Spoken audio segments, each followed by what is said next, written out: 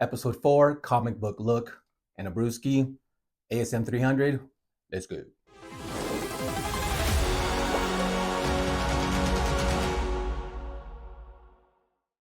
Hello, YouTube. Axiomat here once again. This one's coming in late. I'm supposed to drop these every Friday. I've only done 3 of them, hence episode 4. I got sick over the weekend. Started Wednesday night, Thursday morning. And then I just, those flu symptoms kick in. Everyone's had the flu, right? Y'all know what I'm talking about. Then I had the scratchy throat. It was just bad. I was gonna make a video just to kind of do it with the nasty voice, sounding like a 30-year-old, someone that smoked for 30 years. But I was like, nah, I'll just wait a little bit, wait a few days. I just started the segment anyway, so no harm, no foul, I suppose. Although the algorithm probably is kicking my ass. I'm trying to get it to pick up, not just for the sake of it, but to try to maintain some kind of schedule. More for me, not so much the algorithm. I'm only mentioning that just for the sake of it, but whatever. Neither here nor there. We have another book that we're going to take a look into. Once again, this segment specifically is dedicated to books in my personal collection that I either have in comic book boxes or displayed on the wall. I want to use these set of videos to take them out of the bags, take them out of the boards, and open them up on camera so that we can all take a look at what the interior pages look like, as opposed to just reading the story. Not that there's anything wrong with buying a trade paperback, omnibus, etc. But sometimes it's kind of nice to see what the actual interior pages look like. That's what this is. So let's go. Once again, my copy of Amazing Spider-Man 300. This is an iconic book. Just in case you don't know what this book is, this is the first full appearance of Venom, drawn by the man, the legend, Todd McFarlane. It's one of the most copied covers of all time. They copy this in different publications, from Image to DC to, this is one of the most copied covers of all time. And why wouldn't it be, ladies and gents? Just look at that. Todd McFarlane copied it himself. Homage. Let me know in the comment section what it actually is. Homage, whatever. It is an homage. He did it himself. Todd McFarlane actually, his Spawn 300, his milestone Spawn 300. Take a look, right?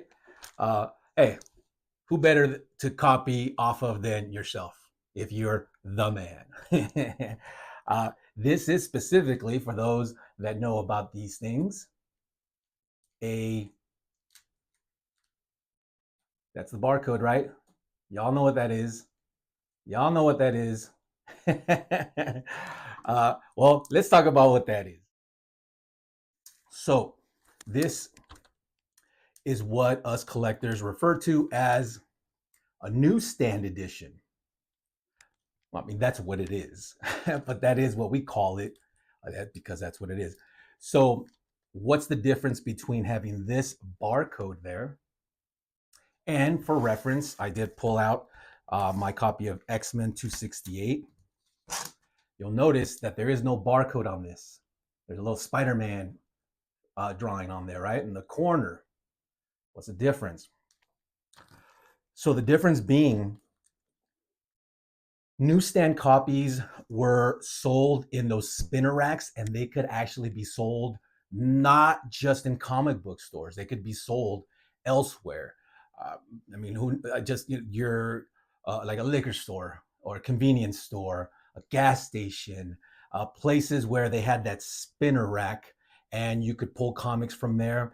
They'd have to have the barcode so that they can ring you up, as opposed to buying a direct edition, is what these are referred to as, a direct edition, where the comic book shop or the bookstore, if you will, either or both, would already have this inventory in their systems or in their books. So they knew how much to charge, plus says it right on there. That's the difference, amongst other things, but that's pretty much actually, no, I take that back. That is pretty much it. So that said, the reason that newsstand copies are more sought after, or I should say they're more valuable, especially the higher the grade. The grade meaning the quality of the book, that it's not folded, it's not bent in corners, things like that, is because you can imagine at a comic book shop or a bookstore, well, books are handled with a certain level of, uh, you know, delicacy. Right? You're not just gonna, unless you're 5.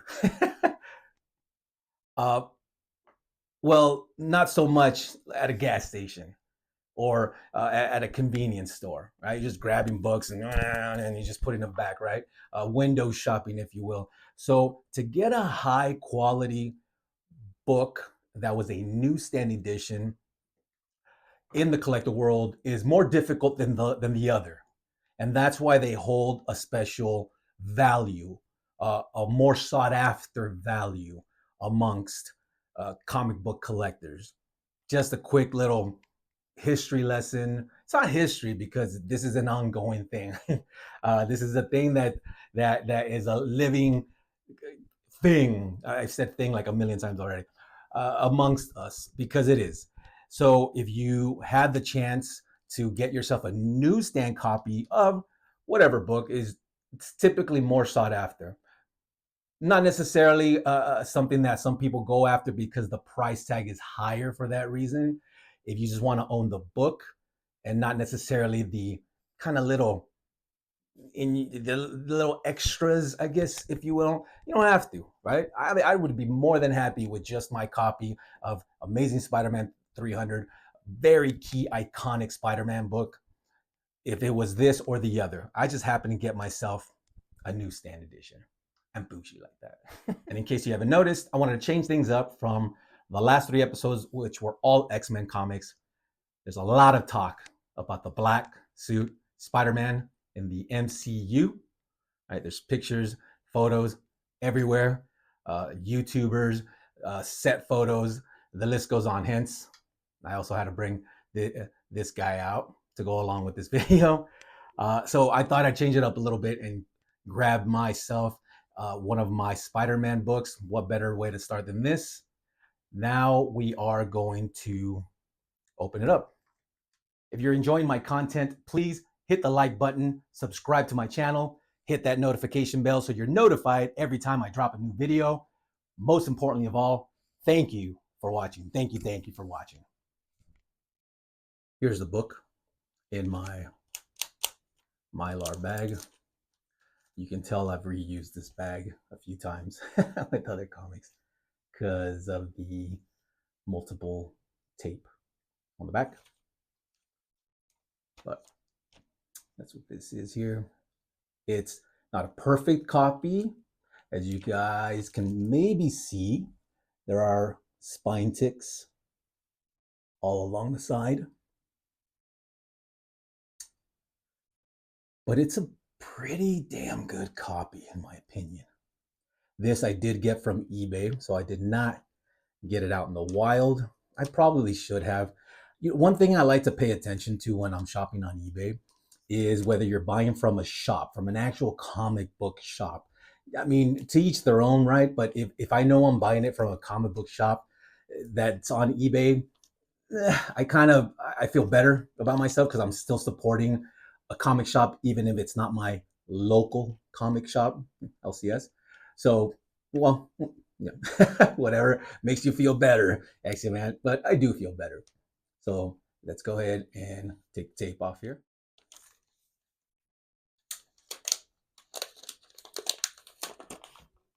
I'm gonna say this in every video. I never fold these. I never make them tabs. If I'm gonna open the book, I just take the piece off, the piece of tape. I never want to risk having the book get caught on a piece of tape. That's just my preference. There's a lot of people that do it differently. Maybe they'll do it, maybe they do it the same.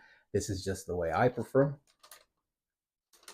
Go ahead and get the book out. Oh.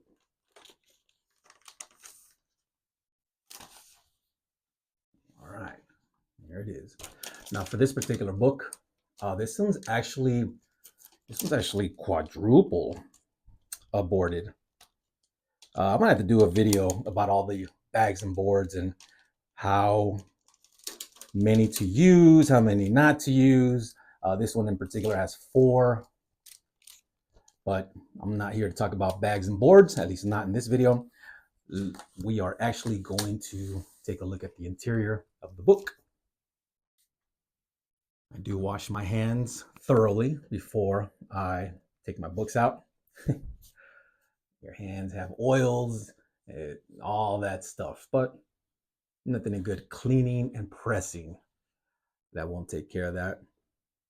Well, it won't take care of everything, but there you go. Notice the cover, the 300, just all kinds of goodness. And right from the get-go, you'll see the Amazing Spider-Man, boom, Venom, with right away, you can tell this is Todd McFarlane art. Yeah. And if you can't tell right away, that's okay. All the more reason to go buy some comic books. Go buy some comic books. Just, I mean, look at the green, this is just good stuff. As always, same as before, advertisements. Gotta love the advertisements. Man, I used to be able to read this as a child. Can't read it now. My eyes are messed up. Check out the characters. Look at the Spider-Man, the work of Shadow, and still getting Spider-Man. The picture. Ooh, look at that panel right there.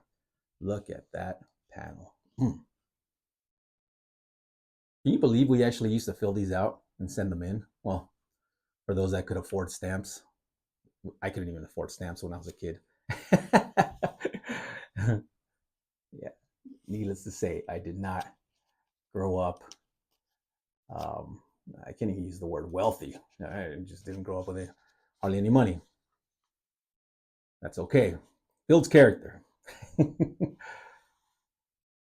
You got some Frank Miller, Wolverine here.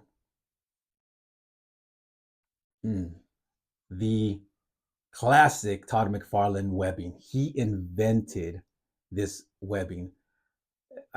I encourage anyone watching this video to go look up Todd McFarlane's Spider-Man webbing. He invented the way this webbing works. I cannot take that story from that man. You have to listen to it from the man himself. It's a great story. Go to almost any documentary of Todd McFarlane's on YouTube, and he'll talk about the Spider-Man webbing. There you go. That awesome Spider-Man webbing right there. And this isn't that much of this book is not that old, although because it's such a high end collectible, such a key capital KEY key issue, just in comic books, not even in Spider-Man. It does have a high monetary value, no matter what's happening in the movies, TV shows. It's one of these books that'll never lose its value. It'll always maintain, for the most part. You can never guarantee anything like that, but it's a safe bet, maybe is a better way of putting it. Oh, got a couple pages here. Try to be careful. Oh, see, this is the part where I guess this is another thing I'm going to keep saying, along with the tape thing, where I can just see everybody cringing, like, "Oh no, what's he doing? Ah!" Hey, this is comic books, ladies and gents. Ooh, okay. All right. Ah. I got it. I got it. Reel the panic button back. No, we almost had to abandon ship there. Ooh, look at this. There he is. There he is. Mm. Eddie Brock. I mean, just look at that mug. Look at that mug. I mean, now that is the definition of what is referenced as a mug. Amazing. Look at it. Look at this panel right here. Just all kinds of goodness. One of the goals that I'm hoping to achieve by opening up my comic books and showing uh, people that watch my videos is maybe it'll entice you to actually go, maybe not buy the real copy, a real copy, but buying a facsimile or buying the book just so you can take a look at yourself close up in person, read the stories while at the same time um, just oogling the artwork. Because it's definitely the artwork alone is worth reading the story for, in my opinion. Look at that. Prizes, cash. Call now. Can you imagine back in the 80s and 90s when we used to be charged per minute? You had a bunch of kids using their parents' telephone to call these. The comic book told us. It's not our fault. Look at that. See? Fill this out. Cut it out. This is another reason I want to point out. See, a lot of these things were meant to be cut out and mailed for whatever reason. There was never a malintent there. I don't think the creators of these ever intended these books to become so iconic. Uh, so the intent was never to mess the book up, but it's so nice when you find a copy that hasn't had anything cut out of it.